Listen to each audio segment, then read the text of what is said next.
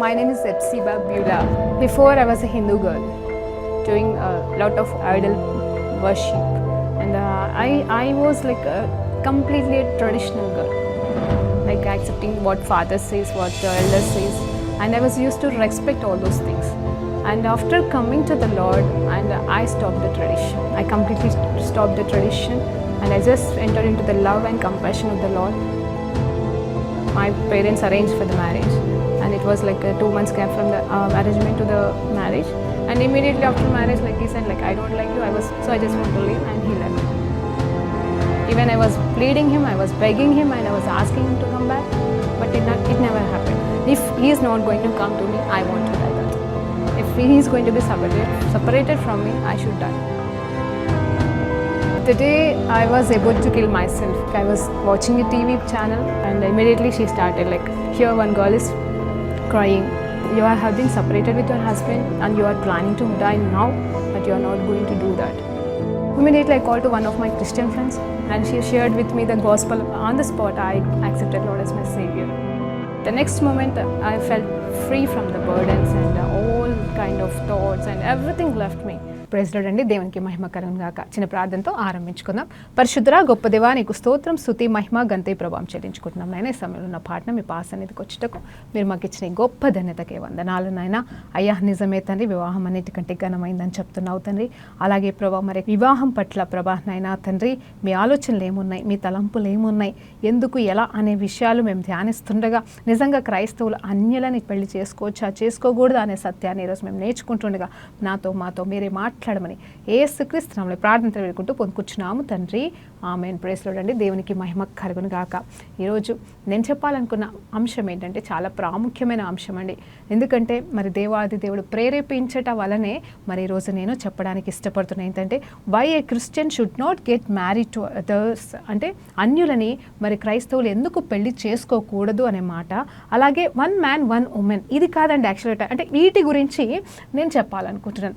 దేవుడు ఎందుకు మరి అన్యులని పెళ్లి చేసుకోకూడదని చెప్పాడు, అలాగే ఎందుకు దేవుడు ఒక పురుషుడికి ఒక స్త్రీయే ఉండాలి అనే ఆలోచన ఎందుకు మొదట్లో ఆదాము కాలం నుండి దేవుడు చెప్తా వస్తున్నాడు అనే మాటల గురించి మనం ధ్యానించబోతున్నామండి. అంటే ఇక్కడ మనం టైటిల్ ఎలా పెట్టుకోవచ్చు అంటే why and what God said about marriage. దేవుడు ఏమని, ఎందుకని వివాహం గురించి చెప్తున్నాడు, ఏమి చెప్తున్నాడు, ఎందుకు చెప్తున్నాడు అనే మాటల మీద మనం ధ్యానించబోతున్నాం.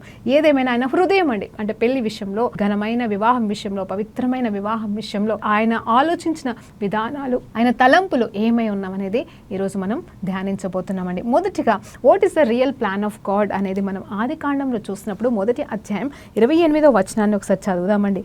దేవుడు వారిని ఆశీర్వదించెను ఎట్లనగా, మీరు ఫలించి అభివృద్ధి పొంది విస్తరించి భూమిని నిండించి దానిని లోపరుచుకొనుడి, సముద్రపు చేపలను, ఆకాశ పక్షులను, భూమి మీద పాకు ప్రతి జీవిని ఏలుడని దేవుడు వారితో చెప్పెను. అయితే 27వ వచనం చూసినప్పుడు దేవుడు తన స్వరూపమందు నరుని సృజించెను, దేవుని స్వరూపమందు వారిని సృజించెను, స్త్రీనిగాను పురుషునిగాను వారిని సృజించెను. ఏమనండి, దేవుడు తన స్వరూపంలోనే ఇటు స్త్రీని అలాగే పురుషుని ఇద్దరిని కూడా దేవుడు మరి సృష్టించాడు అని చెప్తా ఉన్నాడు. అలాగే మరి ఈవెన్ 2వ అధ్యాయంలో కూడా మనం ఒక మాట చూసుకుంటే అక్కడ కూడా ఏమని ఉంటుందంటే దేవాది దేవుని ప్రణాళిక వివాహం విషయంలో ఎలా ఉంది అనేది చూస్తే, ఆయన నరుడు ఒంటరిగా ఉండుట తన చిత్తము కాదని చెప్పేసి మరి ఆదామును చూసినప్పుడు ఒంటరిగా ఉండుట మంచిగా అనిపించలేదంట. అందుకోసమని సరైన జత ఎవరు కావాలి, ఎట్లా అని ఆలోచన చేసి మరి ముందుగానే దేవుడు అంటే నిర్ణయించాడండి. ఇక్కడ బైబుల్లో ఏంటంటే మరి ఒక సంఘటన జరుగుతున్నప్పుడు 2 సంఘటనలు ఒకటేసారి రాయలేం కదండి. అందుకోసమే ఒకటి తర్వాత ఒకటి అక్కడ మరి రాయడం అనేది జరుగుతుంది. సో జరుగుతున్న సందర్భం ఒకటే, మాట్లాడుతున్న సందర్భం ఒకటే, ఆ దేవుడు చేస్తున్న సందర్భం ఒకటే, కానీ అది మొదటి అధ్యాయంలో ఆ రీతిగా, 2వ అధ్యాయంలో ఈ రీతిగా లిఖించడం అనేది జరిగింది. సో దేవాది దేవుడు ఒంటరిగా ఉండటం అనేది దేవుని చిత్తం కాదని ప్రణాళిక వేసుకొని ఆయన చెప్పిన మాట ఏంటంటే, ఇదిగో మరి నరుడిలోకి వెళ్ళి స్త్రీని తీసి మరి చక్కగా మరి జతపరిచి ఉన్నాడండి. ఇది ఆయన యొక్క ప్రణాళిక, ఆయన ఉద్దేశం కుటుంబం, ఆయన తలంపులు కుటుంబం. అందుకోసమే దేవాది దేవుడు ఏం చెప్తున్నాడు అంటే మరి ఒక పురుషుడికి ఒక స్త్రీ అని మరి దేవుడు ఏర్పాటు చేశాడు. అలాగే అన్యులను కూడా మీరు పెళ్లి చేసుకోకూడదని పదే పాత నిబంధనలో తను ఏర్పాటు చేసుకున్న తన బిడ్డలకి చెప్తా ఉన్నాడండి. ఈ సత్యాలు మనం కొంచెం ధ్యానిద్దాం. ఎందుకు చెప్పి ఉన్నాడు ఆ మాట? మరి ఏ స్త్రీ అయినా ఏ పురుషునైనా చేసుకోవచ్చు, తప్పులేదు కదండి అని మనం జనరల్గా అనుకోవచ్చు. కులం మతాల సంబంధమే లేదు, మరి క్రైస్తవులు హిందూస్ అని ముస్లిమ్స్ అని అట్లేమీ లోకంలో భేదాలు లేవని మనం మాట్లాడుతున్నప్పుడు ఎందుకు క్రైస్తవులు అన్యులను చేసుకోకూడదు అని పాయింట్అవుట్ చేయొచ్చు కదండి. మరి అన్యులైతే మరి అందరినీ చేసుకుంటారు, మరి మనం ఎందుకు క్రైస్తవులం హిందువులను చేసుకోకూడదు అని ప్రశ్నిస్తారా? ఆ ప్రశ్నకి ఈరోజు జవాబు నేను ఇవ్వాలనుకుంటున్నాను. అంటే నా జవాబు కాదండి, దేవుని హృదయాంతరంగంలో ఉన్న సత్యం మనం ధ్యానించబోతున్నాం. ముందుగా మనం అనుకున్నట్టుగా ఆయన ప్రణాళిక ఏంటండి? వివాహం అనేది ఘనమైనది. ఆయన వివాహాన్ని ఈ లోకాన్ని ఫలింపులోనికి నడిపించడానికి, విస్తరింప చేయడానికి, ఈ భూమిని నిండించడానికి ఎవరితో అండి? తన బిడ్డలతో. ఎలాంటి బిడ్డలండి? తన స్వరూపంలో ఉన్న బిడ్డలు. అంటే మరి ఎలా అంటే అన్ని విషయాల్లో కూడా మరి తనలాగా ఉండాలని మరి కోరుకొని దేవుడు సృష్టించాడు. అయితే ఆదాం చేసిన పాపం వల్ల మరి అంతా కూడా ఆ పోలిక అనేది కోల్పోయారు, మహిమ అనేది కోల్పోయారు. కానీ దేవుని ప్రేమ అయితే కోల్పోలేదు. కాబట్టి దేవుడు మరి వారిని కాపాడుతూ ఇప్పటి వరకు మనం ఇంకా ఈ లోకంలో ఉన్నామంటే కేవలం ఆయన కృప, ఆయన మొదటి ప్రేమ అండి. దేవునికి మహిమ కలుగును గాక. అయితే what does law of Moses say? అంటే మరి దేవుడు మోజెస్ ద్వారా అంటే ధర్మశాస్త్రం ఇచ్చి ఉన్నాడు కాబట్టి ఆ ధర్మశాస్త్రంలో ఏం చెప్తున్నాడు అనేది మనం ధ్యానిస్తే అక్కడ ఏమిటంటే don't yoke with the other people, అంటే వేరే అన్యజనులను మీరు పెళ్లి చేసుకోకూడదు అని చెప్తున్నాడు. అలాగే మరి తర్వాత ఎక్కువ మంది స్త్రీలు కూడా మీకు ఉండకూడదని క్లియర్గా మాట్లాడుతున్నాడు. ధర్మశాస్త్రాన్ని మనం ధ్యానించినప్పుడు 10 ఆజ్ఞలు మాత్రమే కాదు, 10 ఆజ్ఞలతో పాటుగా కొన్ని వందల ఆజ్ఞలు మరి దేవాది దేవుడు బైబిల్లో మనకు అందించి ఉన్నాడు. ధర్మశాస్త్రం అని దాని పేరండి. అయితే నిర్గమా కాండము తర్వాత మరి లేవి కాండంలోను అలాగే ద్వితీయోపదేశ కాండంలోను మరి ఖచ్చితంగా 1-2 సార్లు ఇవన్నీ కూడా మరి లిఖించబడ్డాయి, రాయబడి ఉన్నాయి. వాటిలో వివాహం గురించి ఏం మాట్లాడుతున్నారంటే అసలు డైవర్స్ అనేదే చేసుకోకూడదు. అంటే ఈరోజు మన డైవర్స్ అనేది మన టాపిక్ కాదు కాబట్టి వివాహం గురించే మనం మాట్లాడుతున్నామండి. అయితే ఏమి జరుగుతుందంటే ధర్మశాస్త్రంలో మోజెస్ని దేవుడు ఒక మాట రాయమని చెప్పాడు. ఏంటి ఆ మాట అంటే, ఇదిగో మీరు అధికంగా స్త్రీలని పెట్టుకోకూడదు, ఎక్కువ మంది భార్యలను పెట్టుకోకూడదు, దానివల్ల మీకు ప్రాబ్లమ్స్ వస్తాయి అని చెప్పాడు. అది ఎలాంటి ప్రాబ్లము ఎవరికి వచ్చిందో ఈరోజు మనం ధ్యానించబోతున్నాం. ఇప్పుడు ప్రజెంట్ సిచ్యువేషన్లో ఏం జరుగుతుందో కూడా మనం చూద్దాం. కేవలం పురుషుడు స్త్రీలని మాత్రమే కదండి, స్త్రీలు కూడా అలాగే తయారవుతున్నారు ఈ లోకంలో. సో మనం ఎవరిని సపోర్ట్ చేసేది కాదు ఇక్కడ.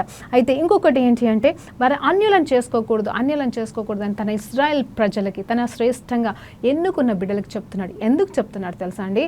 అక్కడ వారు అన్యజనులండి. ఎవరు అన్యజనులు అంటే ఎవరు? వేరే దేవుళ్ళని, అంటే దేవుడు కాని వాళ్ళని దేవుడిగా వాళ్ళు తయారు చేసుకుని వారు వాటిని ఆరాధించడం, పూజ చేయడం, వాళ్ళకి ఇష్టానుసారంగా వెళ్ళడం, పనికిరాని పాపాలన్నీ కూడా అంటే పాపంలో పడిపోయి ఉండడం అనేది వాళ్ళు చేస్తూ ఉంటారు. అలాంటి కల్చర్లో ఉన్న వారిని నువ్వు కోడలుగా కానీ అల్లుడికి కానీ ఇజ్రాయెల్లోనికి మీరు తీసుకొచ్చుకుంటే వాళ్ళు వాళ్ళ ఆచారాలని మనలోనికి తీసుకొచ్చి అంటే మరి క్రైస్తవుల్లోనికి అంటే అప్పుడు మరి ఇజ్రాయెల్లోకి వాళ్ళు తీసుకొచ్చి మీ మనసులను మార్చి మిమ్మల్ని ఆ విగ్రహాల వైపు తిప్పుతారు. కాబట్టి మీరు తీసుకోవాల్సిన జాగ్రత్త ఇది. అవును, నేను తప్ప వేరే దేవుడు లేడు, నేనొక్కడినే దేవుడను, నన్ను తప్ప మీరు ఎవరిని కూడా పూజించకూడదు అని చెప్పేసి మొదటి ఆజ్ఞగా 10 ఆజ్ఞలు రాసిన దేవుడు ఆ తర్వాత ఆ 10 ఆజ్ఞల్ని ఎట్లా పాటించాలో చెప్పడానికి కొన్ని సలహాల రూపంలో, ఆజ్ఞల రూపంలో మళ్ళీ అంటే వాటిలోనే మరి ఆజ్ఞల రూపంలో ఈ ఆజ్ఞ ఇవ్వడం అనేది జరిగింది. ఇది ఎందుకంటే మన మేలు కొరకే, ఆనాటి ఇజ్రాయలైట్స్ మేలు కొరకే, పడిపోకుండా మీరు జాగ్రత్త వహించండి. ఎందుకంటే ఖచ్చితంగా ఈ లోకంలో స్త్రీలు పురుషులు మరి అట్రాక్ట్ అవ్వడం అనేది జరుగుతుంది. ఏమైనా కాలంలోనే కావచ్చు, ఏ వయసుతో సంబంధం లేకుండా పోతుంది. అలా అని చెప్పేసి నేను అందరినీ అలా అనట్లేదండి. కాకపోతే ఏంటంటే అలా ఉండకూడదు. కాబట్టి ఎవరి భార్య వారికి, ఎవరి భర్త వారికి ఉన్నప్పుడు ఎవరు కూడా వేరే వైపు తిరగరు, వేరే వైపు చూడరు. వ్యభిచారం అనేది రాకూడదు. అంతే, ఒకరికంటే ఎక్కువ మంది భర్తలున్నా భార్యలున్నా అది వ్యభిచారంతో సమానం అని చెప్పేసి బైబిల్లో దేవుడు రాపిచ్చాడండి. అయితే చూచి చూడనట్టుగా పాతకాలంలో వదిలేశాడు అని మనం మాట్లాడుకుంటాం. నిజం చెప్పాలంటే దేవుడు చూసి చూడనట్టుగా వదిలేయలేదండి. ఇది చాలా తప్పు మాట. మన దావీదు మహారాజు గురించి మనం ఒక మాట ఈరోజు నేర్చుకోబోతున్నాం. ఏంటి అంటే దావీదు మహారాజు నిజంగా హృదయానుసారుడండి. ఆయన దేవుడిచ్చిన ధర్మశాస్త్రాన్ని దివారాత్రును ధ్యానిస్తూ ఏ ఒక్కటి కూడా తప్పకుండా పాటించాడు. కానీ బెత్షెబా విషయానికి వచ్చేసరికి, అలాగే స్త్రీల విషయానికి వచ్చేసరికి తాను ఎంతో మందిని స్త్రీలని భార్యలుగాను ఉపపత్నులుగాను పెట్టుకొని మరి వారికి అన్యాయం చేయలే, వారికి ఎంతవరకు న్యాయం చేయాలో వారికి న్యాయం చేశాడు. కానీ ఆ ఒక్క ఆజ్ఞ మీరాడండి. మరి పాత నిబంధనలు అంటారు కదా, మరి అన్ని ఆజ్ఞలు పాటించి ఒక్క ఆజ్ఞ మీరిపోయినా కూడా అది పాపం కిందకే వస్తుంది అని. అది అప్పుడైనా ఇప్పుడైనా వర్తిస్తుందండి. అయితే ఇప్పుడున్న సిచ్యువేషన్లో దేవుడు మన కోసం వెల చెల్లించాడు కాబట్టి క్షమాపణ కోరుకుంటాం, మరి సరిదిద్దుకుంటాం. కానీ అప్పుడు మరి ఆ దావీదు మహారాజు ధర్మశాస్త్రాన్ని 100% ఫాలో చేస్తూ మరి దేవునికి ఆయాసకరమైనది ఏది కూడా తనలో పెట్టుకోకుండా ఉన్నాడు. కానీ దేవుడిచ్చిన ఆ గొప్ప ఆజ్ఞలలోకి వెళ్ళి ఒక ఆజ్ఞని తృణీకరించడం అనేది జరిగింది. తృణీకరించడం అంటే అది కూడా ఎలా అంటే తన శరీర బలహీనతన, లేకపోతే పర్వాలేదులే భార్యలుగా చేసుకుంటున్నా అనుకున్నాడా తెలియదు. కానీ మరి ఎంతోమంది స్త్రీలని భార్యలుగా చేసుకున్నాడండి. ఇది నిజంగా దావీదు వల్ల జరిగిన పెద్ద పొరపాటు అండి.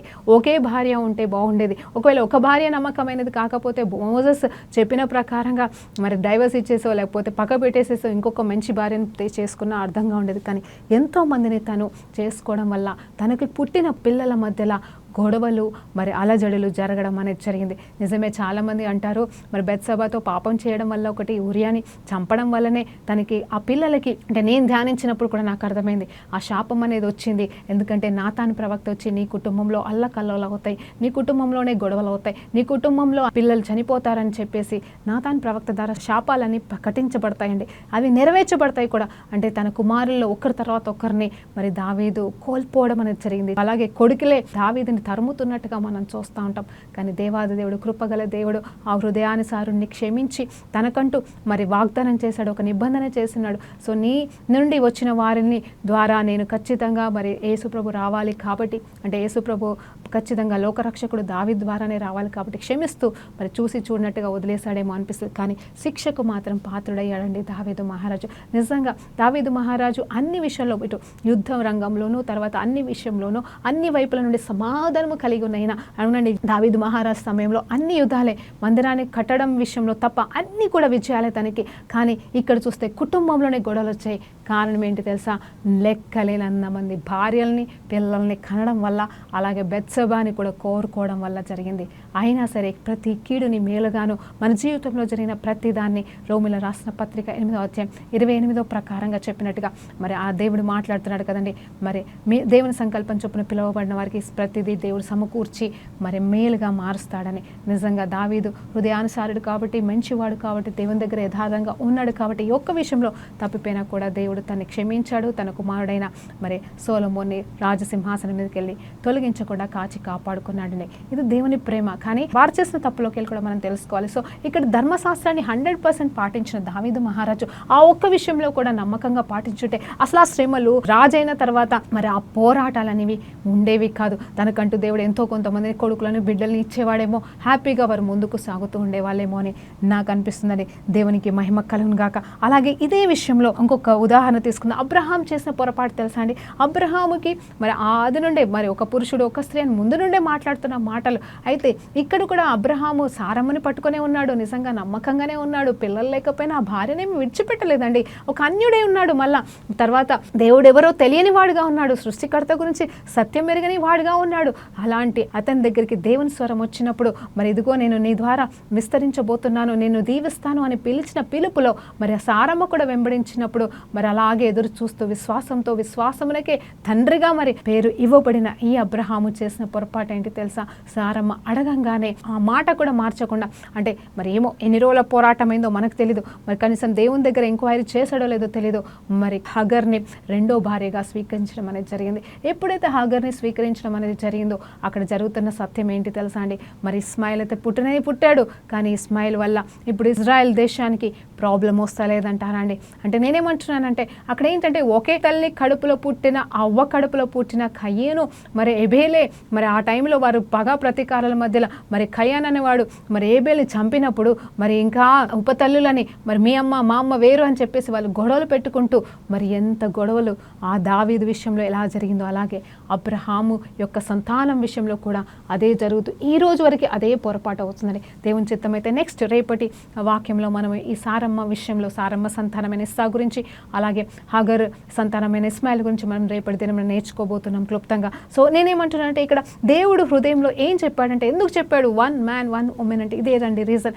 ఇద్దరు ఉంటే ప్రాబ్లమ్స్ వస్తాయి, గొడవలు అయితే, మరి రక్త సంబంధికులే కొట్టుకొని చంపుకొని చేస్తారు అని చెప్పేసి శాప పాపాలు కూడా వస్తాయి. అది పద్ధతి కాదు, అది మంచిది కాదు. అది మేలు కొరకు దేవుడు సమాధానంగా ఉంటే తప్పేమో లేదేమో పాత నిబంధన ప్రకారంగా అనుకోవచ్చు, కానీ ఖచ్చితంగా ఇవి జరుగుతాయని మరి జ్ఞానవంతుడు, ఆయన ఆది నుండే అంతం ఎరిగిన దేవుడు, పుట్టిన వారు ఏం చేస్తారు, ఎలా పోట్లాడతారో తెలుసు కాబట్టి ముందుగానే హెచ్చరించడం అనేది జరిగింది. ఆజ్ఞల రూపంలోనే ఇచ్చాడు. కానీ ఏ ఒక్కరు కూడా అంటే అబ్రహాం కంటే అక్కడ లేదండి అంటే ఏమంటారో ఆ ధర్మశాస్త్రం లేకపోవచ్చు, కానీ మరి నడిపింపు మాత్రం తెలిసిందే. కానీ మరి సారమ్మ మాటకి లోబడ్డాడు, ఆయన కూడా తప్పు చేశాడండి. ఇంకొక విషయాన్ని మనం ఆలోచన చేస్తే ఇక్కడ చూస్తే మరి సొలొమోను గురించి కూడా ఆలోచన చేద్దామండి. నేను ఎందుకు చెప్తానంటే గొప్ప గొప్ప వాళ్ళ వల్ల జరిగిన పొరపాట్లు అండి ఇవన్నీ. మనం ఎవరో ఇప్పుడు సంసోను తప్పు చేశాడు అంటే సరే వేరే విషయం, లేకపోతే ఇంకొకరు ఎవరో తప్పు చేశారంటే వేరే విషయం, మగ్దలేని మరియ పాపం చేసిందని అంటే అది వేరే విషయం. కానీ వీరు ఉన్నతమైన స్థితిలో ఉన్నవారు చేసిన ఒక్క చిన్న పొరపాటు వల్ల వారు ఎంతగా నష్టపోయారు, సంవత్సరాల కొద్ది నష్టానికి గురయ్యారు, బాధ వేదనకి గురయ్యారు, అది కూడా కుటుంబంలోనే అని మీకు చెప్తున్నాను. సో అలాంటివి ఉండకూడదనే దేవుడు తను ముందుగానే హెచ్చరించడం అనేది జరిగింది. అయితే ఇది పాత నిబంధనలని వర్తిస్తుందని కాదు, కొత్త నిబంధన కాదండి. వివాహం విషయంలో పాత కొత్త ఏమీ లేదు. ఒక స్త్రీకి ఒక పురుషుడు ఉండడమే మేలు మంచిది అని మనం ఈరోజు నేర్చుకుంటున్నాం. ఆ రీతిగానే ఉండవలసిందిగా దేవుడి ఆజ్ఞ మరి ఇచ్చి ఉన్నాడు. దేవునికి మహిమ అండి. తర్వాత చూస్తే సొలొమోను విషయంలో కూడా ఆయన కూడా అండి దావీదు మహారాజు చేసిన ఒక గొప్ప విషయం ఏంటంటే ఆయన అన్యులను పెళ్లి చేసుకున్నట్టుగా బైబిల్లో లేదు. అలాగే మళ్ళీ ఇంకొకటి ఏంటంటే వెంటనే తప్పు సరి చేసుకుని బత్షెబతో పాపం చేసిన తన్ని భార్యగా చేసుకున్నాడు. అలాగే ఇంకో కొన్ని విషయాల్లో పొరపాట్లు జరిగినా సరి చేసుకున్నాడు. విగ్రహారాధన మాత్రము చేయలేదండి.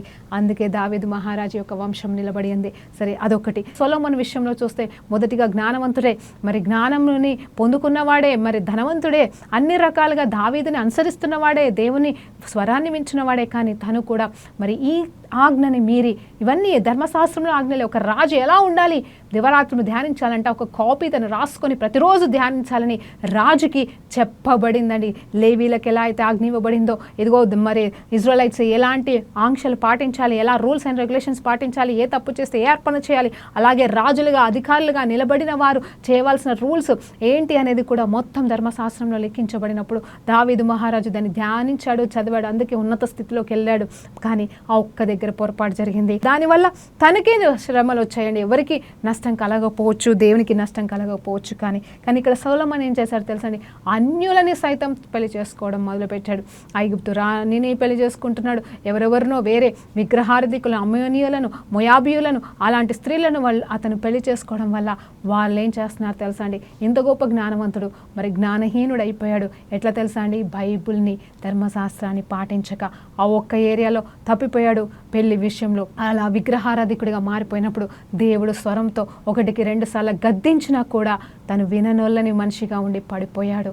కానీ తర్వాత అంత వ్యర్థమే, జ్ఞానం వ్యర్థమే అని చెప్పేసి ఒప్పుకుంటూ మరి పశ్చాత్తాపడ్డాడేమో తెలీదు. కానీ నిజం చెప్పాలంటే తను చేసిన ఈ తప్పు వల్ల, తను చేసిన ఈ విగ్రహారాధన వల్లనే మరి దేవాది దేవుడు ఇజ్రాయెల్ని రెండుగా చీల్చడండి. చూడు, అబ్రహాం సంతానం రెండుగా చీల్చబడ్డం అంటే అది వేరే విషయం. కానీ ఇక్కడ ఇజ్రాయెల్ని కూడా 2 భాగాలుగా, ఇటు ఇజ్రాయెల్ అని అలా యూదా అని మరి 12 గోత్రాలని 10 గోత్రాలుగా ఒక గుంపుని, అలాగే మరి 2 గోత్రాలని ఒక గుంపుగా మరి దేవుడు సపరేట్ చేయడం జరిగింది. ఏ సొలొమోను అయితే మందిరం కట్టాడో ఆ మందిరాన్ని మరి కూల్చడానికి కూడా కారకుడయ్యాడు సొలొమోను. చూసారండి ఎంత గొప్ప ధన్యతని తను పొడగొట్టుకున్నాడు అనేది. కారణం ఏంటి తెలుసా, దావీదు మహారాజు కనీసం విగ్రహారాధన జోలికి పోలేదు.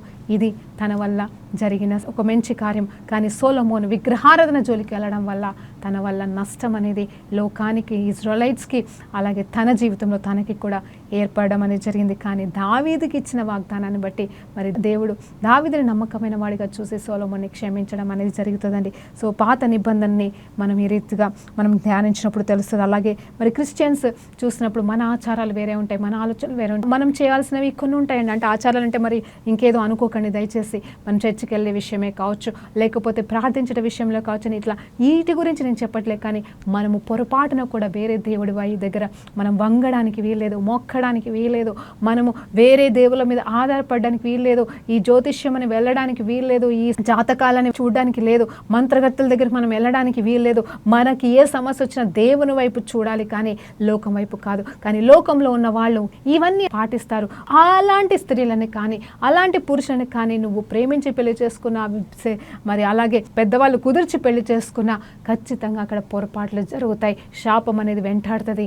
వాళ్ళు చేస్తున్న ఆ కీడుకి మరి మీరు అనుభవించాల్సి వస్తుంది. కాబట్టి జరిగిపోయిందండి. ఒకవేళ ఆల్రెడీ మీకు పెళ్ళైపోయిందా, సరే క్షమాపణ కోరుకోండి. ప్రభా, అన్యులను పెళ్లి చేసుకున్నాం, అనుభవిస్తున్నామని మీరు తలుసుకుంటే దావీదులాగా క్షమాపణ కోరండి, దేవుడు క్షమిస్తాడు. మరి వాగ్దానం ఇస్తున్నాడు కదా దేవుడు. ఒక మాట అంటాడు, నీ భర్తని నీ భార్యని నువ్వు కాపాడుకుంటావని గ్యారెంటీ ఏంటి? అందుకోసమే నువ్వు అన్యులను పెళ్లి చేసుకోవద్దని పౌలు భక్తుడు రాస్తూనే ఉన్నాడు. ఇవన్నిటిని మనం ధ్యానించినప్పుడు, ఎందుకంటే మన మేలు కొరకే అండి. ఆల్రెడీ లోకంలో సమస్యలు ఎక్కువ ఉన్నాయి, ఇబ్బందులు ఎక్కువ ఉన్నాయి, మరి ఎన్నో కష్టాలు వస్తున్నాయి. క్రైస్తవులకి కష్టాలు లేవంటే ఉన్నాయండి, క్రైస్తవ పెళ్లి చేసుకున్న వాళ్ళకి బాధలు లేవంటే ఉన్నాయి. ఎందుకంటే సాతానుగాడు క్రైస్తవులెంబడే ఇంకెక్కువ పడతా ఉంటాడు. కానీ మన నిరీక్షణ గొప్పది. మనకి అలసట వచ్చినా దేవుడు చూసుకుంటాడు, మనం పడిపోయినా దేవుడు లేవనెత్తుతాడు. కానీ అన్యుల విషయంలో వారికి నిరీక్షణ లేదని మీతో చెప్తున్నానండి. కాబట్టి మనం అలాంటి విషయంలో మనం జాగ్రత్త వహించవలసినవిగా ఉన్నాము. కాబట్టి దేవుడు మరి మన బిడ్డల విషయంలో, అంటే మీరు ఇష్టానుసారంగా అన్యులను చేసుకుంటే ఆ పుట్టిన బిడ్డల్ని కూడా మరి దేవుడు పవిత్రులుగా చూడలేడేమో అని చెప్పేసి వాక్యం చెప్తుంది. కాబట్టి అంటే గర్భఫలం యెహోవా బహుమానమేనండి. నేను బిడ్డల్ని తప్పు పట్టట్లేదు, వాళ్ళ తప్పు లేదు. కానీ వారు ఇటు పెరగాల అటు పెరగాల తెలియక మరి అస్తవ్యస్తం అయిపోతూ ఉంటారు. తల్లులారా, తండ్రులారా, మిమ్మల్ని వేడుకుంటున్నాను. మీకు తెలుసు మీరు ఏ దేవుణ్ణి కొలుస్తున్నారో.